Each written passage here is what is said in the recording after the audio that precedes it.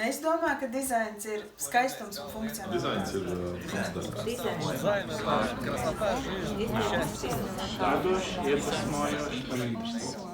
Dizains ir es.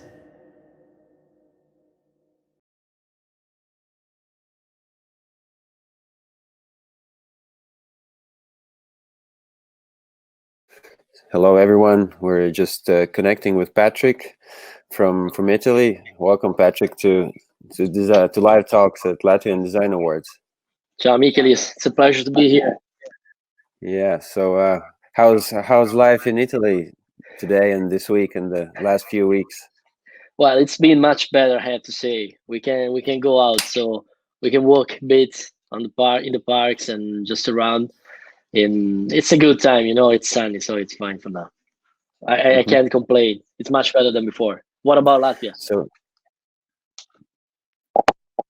it's actually getting better, but we're actually been allowed outside all the time, so we're on the lucky part of the world, I think, and embracing technology, embracing different design and tech solutions. So. Just a quick moment and welcome everyone who's joining us on Instagram or Delphi or from Facebook. And today, just a quick introduction. We're talking with Patrick Abbattista from DesignWanted.com, media platform that covers architecture, design, and technology. And Patrick here is the co-founder and editor of DesignWanted. Patrick, when I first read the story about your project about DesignWanted, I was surprised to read that you mentioned Riga in your about page, that you started the project a few years ago, and maybe you can give us a quick intro how it all started and how Latvia and Riga is involved in the story. Yeah, well, a lot of people ask me for for this detail because they don't really get why I moved to Riga at one point of my life. And actually, I used to work for a project, and we started at that time a collaboration with the Riga Fashion Week. So it was the reason why I started to come to Riga. And I used to come for 5 years or 6 years, I don't remember, a couple of times a year. And I really fell in love with the city. It's a wonderful city. People are really cool, and there's a very interesting digital environment. So with my ex-business partner, I said, why not to move to Riga and start our company there? I mean, we already had a company in Italy, but it made sense because it's very easy to move around from Riga. It's very close to any Nordic city that I love. I love the Nordic part of Europe. And yes, I've been living there for 2 years. And, I moved from to Riga to Milan often, or also to design events around the world. And I see it's still in my heart. I really love Riga, and whenever I can, I come back. And I was there actually right before the lockdown, so I think it's a very inspiring city. Okay, glad to hear that you're a frequent visitor, at least until it was possible. Yeah. But maybe you can also briefly share how the DesignWanted started. You yourself, you're not a designer, right? You mentioned that in your talks on your account. But how did you came up with the idea of DesignWanted and the specific combination of architecture, design, and technology? Well, you're right. I'm not a designer, and I had a chance to discover design world through my ex-business partner. He's a designer. He started this project it was a design blog at the beginning. And I did marketing all of my life so far, actually. And I started to see a lot of design projects around the world or even on the web. And I really realized that, design and designers have a very important role because it's a very pragmatic field, It's one of the few where you go from an idea to a product, to a project. So you always see the beginning and the end of what you are thinking about to realize.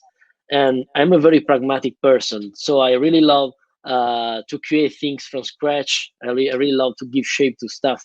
And that's why I fell in love with the design world. And then after a while, my marketing soul came up a lot of times during the previous project and told me, you should do something which is more related to business and marketing for designers. because I met a lot of design talents around the world, but the most important missing part was always marketing. I always say that you can get a most beautiful and smartest idea in the world, but if you don't communicate, it stays in a garage. So you don't want to remain in the garage. You want to go out there. You want to tell people what you invented. So that was the mission. This is the vision and the mission of DesignWanted. We want to support designers by sharing stories, because we think that stories are the most powerful tool to teach people how to do things, to have a benchmark, to learn new stuff, and to be inspired as well. Yeah, because I really like what you're saying, because also on your website, one of the posts that's still there, you're writing that designers often lack the ability to turn their project into a brand and then to develop a successful business from there. So because we, as a designers or creatives, we're always focusing on the creative part, on the design part, and then we start lagging on the branding and start lagging on the business aspect. And maybe if you can elaborate what during these strange times, what would be the few things we should all keep in mind during the summer or this year regarding business and branding of our design practice, of our creative endeavors? Yeah, I see two main scenarios. For sure, we are not going back to what we were used to. This is a fact. I mean, I see a lot of people still waiting for going back to the normal life, but we won't be back. We won't be back, because this will take, in my opinion, 2 years, and this will be 2 years where a lot of things will change at any level. I'm talking about products, I'm talking about cities, to mobility or whatever. So on one side, I think that talking about designers, they should definitely understand where the world is going. So they should definitely understand that this is a big opportunity for them to come out with a lot of new ideas, to come out with a lot of new solutions. Because, before we were talking about competition, it was so hard for new designers to be visible, to get with something new on the market, But now, since the market is gonna change completely, or for a good part, in my opinion, then it's time to really come out with new ideas for a new world. So it's an opportunity, and they need to be ready. But to be ready, you really need to study, to learn, and to understand where the world is going. On the other side, I think that you still need to care of your visibility. It's always important to tell people why they should choose you, and this stuff goes through the digital world, because it's the easiest and cheapest way for designers, especially young designers, to get out there. So I think that you should take care of understanding where you're going. So come up with right solutions on one side. On the other side, you should understand that you need to introduce yourself to the world. You need to give people a reason why to choose you. And this goes from what you are, who you are, so your identity, to the way you communicate your identity. And that's about, marketing. It's about the way you promote yourself as well, of course. Okay. But you also been traveling around before the lockdown a lot, and you visited a lot of competitions, and you have a lot of international awareness of designers and the design community. And how do you see that changing now? You have your own weekly talks on Instagram, and you talk a lot with professionals all over the world, a lot of different continents and different spectrums. And how do you see the current situation has shaped the thinking of designers, and what are designers all over the world looking at and seeing what is going to change, and how are they adapting to the situation?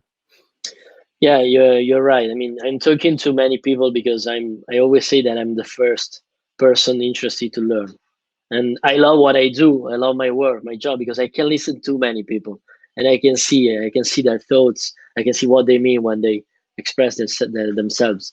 And I'm talking with a lot of people around the world, coming from the main design events, from Dubai to the Dutch Design Week. There are a lot of things going on. First of all, we don't have to miss the fact that the lockdown is affecting the different countries in a different way. For instance, now Brazil is really hit by the problem. The United States and the Nordic countries are having a different approach to it.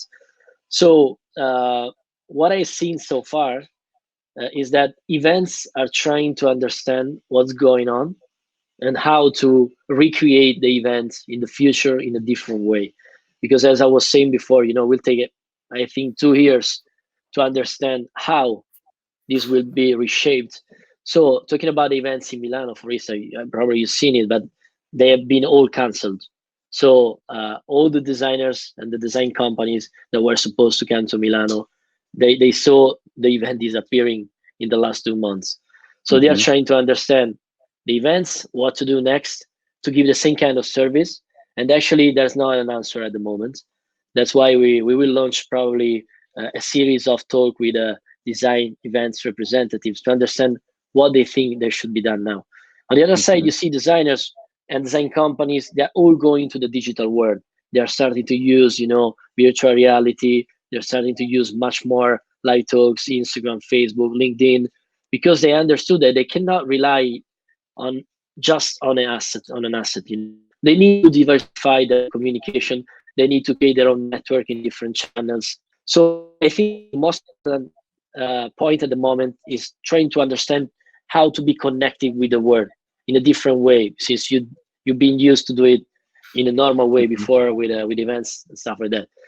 Talking about the projects, I'm not sure about what's going on in Dubai, for instance. I'm not sure about what's going on in India, because we are all in lockdown. We are all at home, and everyone is on one side is waiting for new rules. On the other, they are pushing out too many solutions, in my opinion. That's the other effect of the problem. I think that you don't have to overproduce solutions, because sometimes you get out there with stupid stuff. You really need to think of what is going to be used in a normal, as you always done so far, but of course with different principles at the basis. And touching on the point you mentioned about design competitions and events being cancelled, of course, how do you see designers getting enough exposure, and what would be the best ways, like practical steps for designers and design studios to show their work, to meet, to connect now that the events are cancelled and the competitions are not there anymore? Some of them are now digitally held, but it's in a way we're just cutting off some ways for exposure for designers. And how should designers respond to this, and where should they be, and how should they communicate digitally? Yeah. Now it's more than before necessary to, when you do communication. The other point is, if I come to your website, it must be pretty clear. The website nowadays is like your home. It's a place where you introduce yourself. It's where you welcome guests. So I think that any designer should think of having a proper website, first of all, or maybe a proper Instagram page where it's easy for people to understand what they do and how they do it. So it's like your home. When you buy furniture for your home, when you buy guests at home, it's easy for them to understand where's the bathroom, where's the bedroom, where's the kitchen. The website is something like that, in my opinion. It's the minimum stuff that you should have to communicate your brand, to make people understand what you do. Because otherwise, all the communication you do won't be effective, because people won't find the right information. So first of all, be sure that your digital presence is enough, is functional enough, for people to connect with you. The second point is, be sure that people can contact you. Sometimes I go to designers' websites, or even design companies' websites, and the contact form doesn't work. You don't find the emails. These are small stuff that you don't think about, but if you don't have them, people don't know how to reach you. And I know this because, sometimes we publish articles about design companies, and it's hard for us to understand which one to contact. It's really impossible. It's the basic stuff.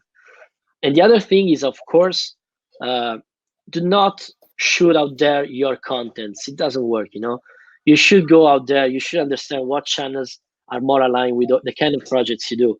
So if you talk about furniture, don't go to tech magazine. If you talk about decor, don't go to, I don't know, art magazine. It's pretty easy, but it's not that clear to many, most of the time, because they just copy and paste the press release and they send it out. It's much better that you contact 10 people, not 100, but really interested in what you do. How can you understand it? It's pretty easy. You can go to this magazine. You can see similar articles to your products. You understand who wrote that article. And then you reach out that guy or that girl, and you start to build a relation. It's always about connection at the end, Mikelis, You cannot just send the press release out there and expect that something happens. You need to build relation. You need to tell people why they should listen to you. So that's another important point, digital PR, in my opinion. You should understand what magazine, what blogs, what Instagram pages are maybe interesting for your products, and then you reach them out in a polite way, introduce yourself without asking publish me, or just trying to understand what to do next with them. I don't know if I answered you. Patrick, yeah, and to follow up on that question, you and the media, a lot of news is about that the world is going to change and things are not going back to normal, but we often like to talk about others changing, but how do you see the designer industry itself should change and respond to this crisis? What disciplines maybe should change? Where should we focus more or change as a designers or industry ourselves? Again, I'm not a designer, and I always have a different perspective on the matter. For what I've seen so far, I've seen too many small realities not talking to each other. You know, we are talking a lot about circular economy in the latest years. We are talking about sustainable design.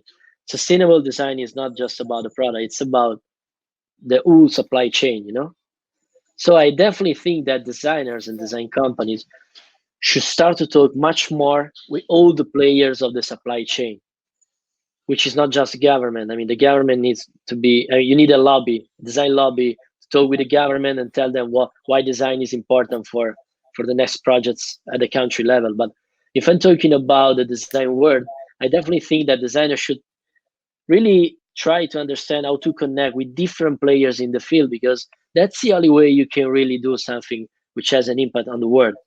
Otherwise, we are still here producing new products, a lot of new products, which have a lot of copies on the market. And if you really want to do something different, you need to understand what materials you can use, which are better than those you used till now. You should understand how to include technology in your projects. Now we will talk a lot about touchless technology in the future. You know, we cannot touch things. There's a lot of fear about this stuff. So if you really want to be advanced, you should understand how to include in your projects all the other players. It's even about logistic, you know. If you don't consider the logistic part when you create a product, then you're missing a point. So I think there's space, there's room for the design world to understand how to better connect on an international level and also at a local level to get a lot of advantages from all the players around. So it's not easy, I understand it, because it's not a digital platform. You know, digital platforms are born to connect all the same kind of professionals most of the time. So you need a kind of hub, a design hub, something like that, where to share this kind of competencies and skills, in my opinion. It's something that, I mean, it's an opportunity. It's even a market. How do you see?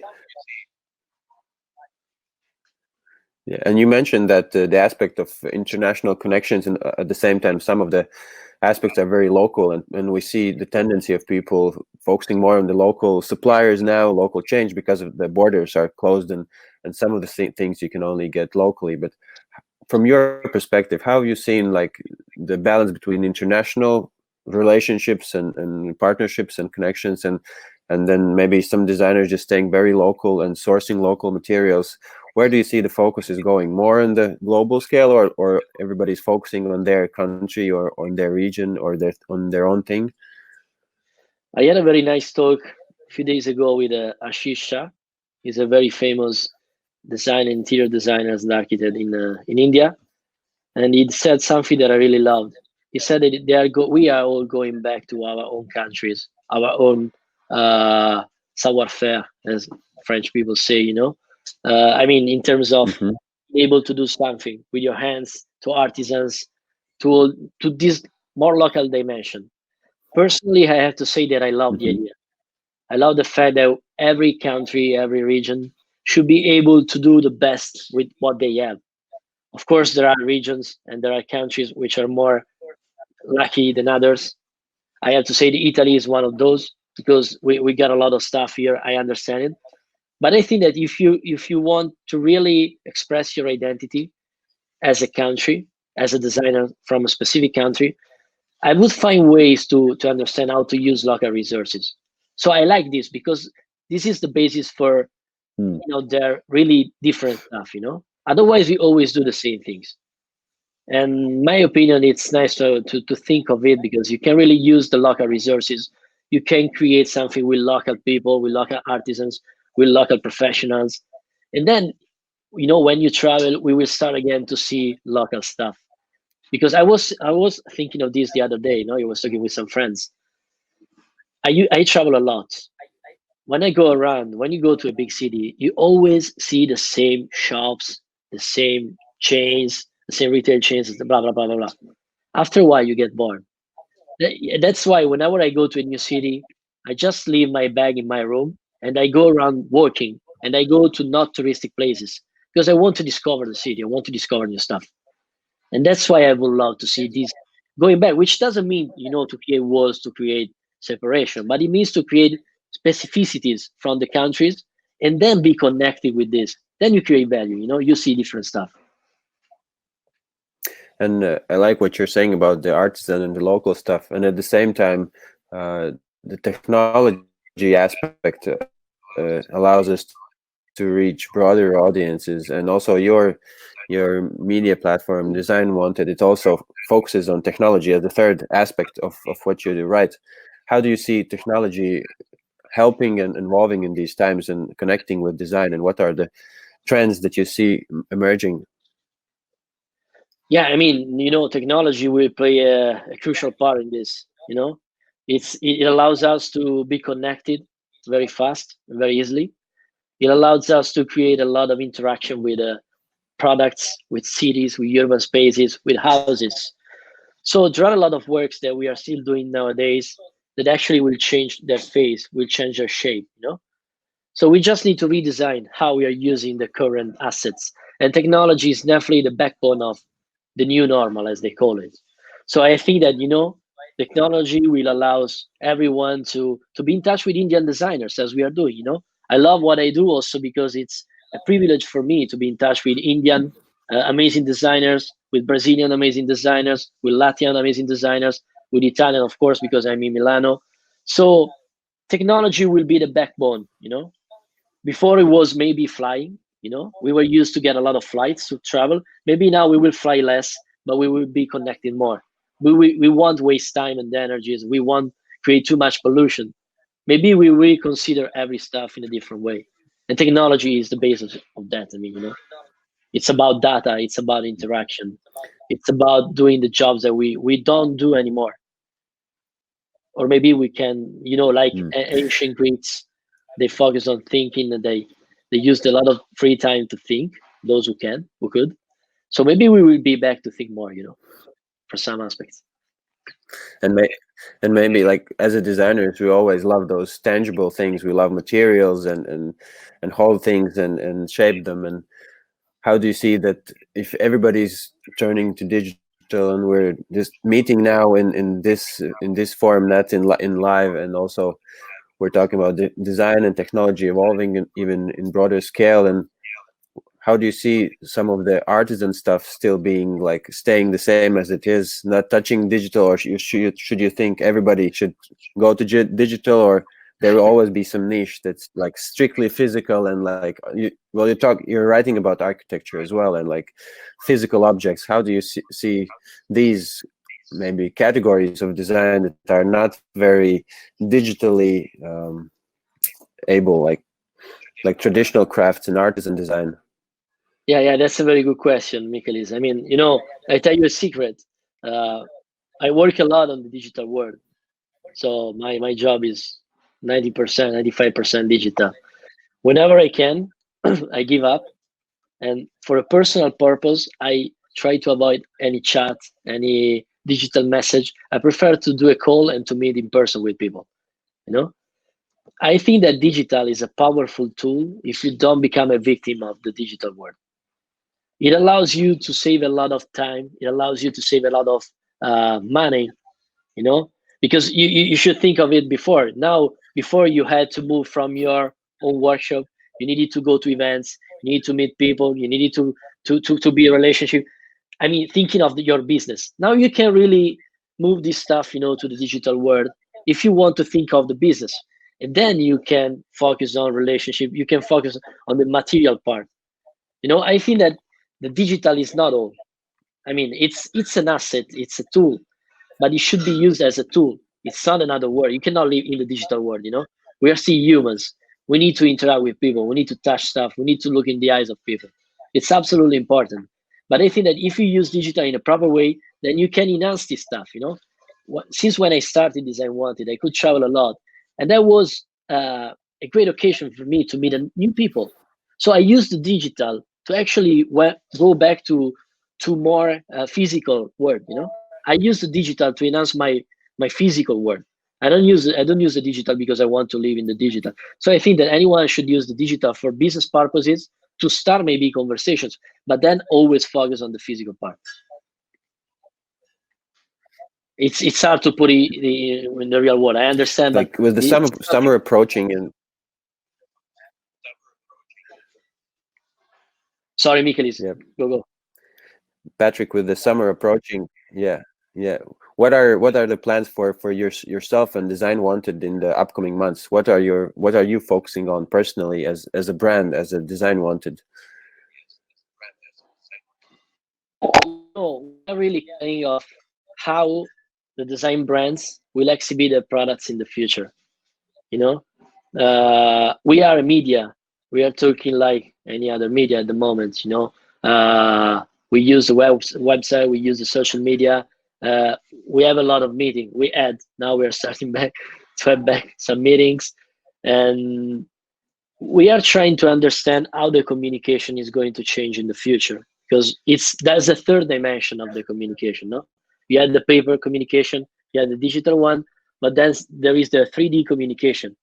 There are all the virtual reality, all this stuff, and again, it's a way to show products, to show them in a 3D perspective, to interact with the product. So we're thinking of how the design brands and the designers, first of all, could show their products to the world. And the other point is about, you know, the fact that we want to be a source for designers, in the sense that we want them to come to DesignWanted and say, okay, today I learned something new, and I can use these teachings to improve my business, to improve the way I design, to improve my creative process. That's my mission. For the vision I have for DesignWanted. It's what we really want. We want people to use DesignWanted in this sense. We don't want them just to read a new article about a new product. We want them to come to DesignWanted and say, okay, I can be published on DesignWanted, that's fine.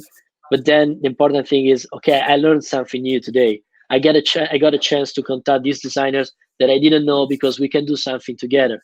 I didn't know about this event, so we can do something over there. It should be a source, and we are working a lot to create more tools for designers within DesignWanted. Patrick, you've been several times here in Riga and visited the Baltics, and from what you're saying about your purpose of DesignWanted, what would be the few things you would maybe as a lesson try to give to the Baltic designers, to the Baltic community here in Riga and Latvia? What should the design community here be focusing on more and learning more, and maybe putting in work more in some specific directions that you've observed in your various visits? You know, first of all, I love Latvian design, and I'm not telling you this because you are here now, but because I know how they work. Wood, for instance, the approach they have to design is really smart. I saw and met a lot of Latvian designers when I was there, and I met some outside Latvia. If I had to give one advice, I would tell them to think more of the international markets, because I see a lot of them who remain too often at the local level, you know. And you need to go out there, because first of all, it's a way to promote yourself, of course, but then it's also a way to learn, and to learn how to innovate. As we were saying before, it's a way to integrate what you're doing with other skills, other competencies. So I think that it's really important for the Latvian design scene to understand how to be out there, to start maybe collaborations with new countries. You know, there are a lot of countries that are collaborating. Why not to start a collaboration with Portugal or with Singapore, and mix and match, you know, your skills, your materials, your ideas, to bring something new together out there, where you consider and value your local resources in a new perspective. So for talking about Latvian designers, I would definitely think of being able to promote themselves abroad more than they're doing at the moment, which means, again, having, for instance, an English version of the website. Sometimes I've seen a lot of Latvian designers with just Latvian, Latvian or Russian, of course, website. It's a pity. You're losing part of the visibility you could have. And we're currently talking from the Latvian Design Awards platform. And how do you see the Design Awards should adapt to the current situation? Should they just hold on for the lockdown to be over, or should they all go digital? Or what would be your advice for Design Awards? First of all, my opinion, they should start to ask designers to propose new solutions, real pragmatic new solutions. So I don't know if this is gonna be a new category of the word, but they need to think of new kind of products. They need to give new guidelines to designers, first of all, because it's a way to push them in a different direction, which is needed at the moment. The other thing is that it's absolutely important to think of new ways to create interaction. We collaborate with the Red Dot Design Award, and when you go to the gala night in Essen, you see the Red Dot Museum, which is amazing. Maybe we won't be able to go there. Maybe just journalists will be able to go there. So maybe we can create something which is based on the virtual reality, for instance. It's just an idea. They need to see the products that win the award. And I'm thinking of the way you show the winners. So it must be interactive. You must use the new technologies, a way of communicating. On the other side, I'm thinking about the brief that awards give to designers.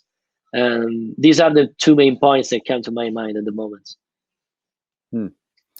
And one question I must ask you, and that was also a request from our editor, was how would you define what is design in the new era? Like, is design changing, and can you define it? Well, design is pretty much everything. I'm holding my phone because the battery is low, and I put it under charge. It's everything. I mean, whatever you look around, you find something which has been designed by someone, right? So design, in my opinion, is actually the way we approach the new societies. So it's something that must be taken into consideration by the way the governments will conceive new societies. So it's really a social asset, It covers a lot of roles, in my opinion, but it's not definitely a social asset, because whenever you're it was in front of the camera. Whenever you talk about design, you really need to think of the consequences of what you're designing, whether they are urban spaces, architecture, or products. So I think that design must take the social aspect much more into consideration in the future. So it's not just something you sell or you buy at a fancy boutique, but it should be something which is the basis of the way we will interpret our cities in the future. Nice. Thank you, Patrick. I think it's a good place to wrap up. And you're super busy, and you looking at your events on your Instagram account. I see you have a lot of things going on, and thank you for having this time to talk to us and giving your perspective on things. And considering you're seeing so much input from designers from all over the world, this is really valuable for us.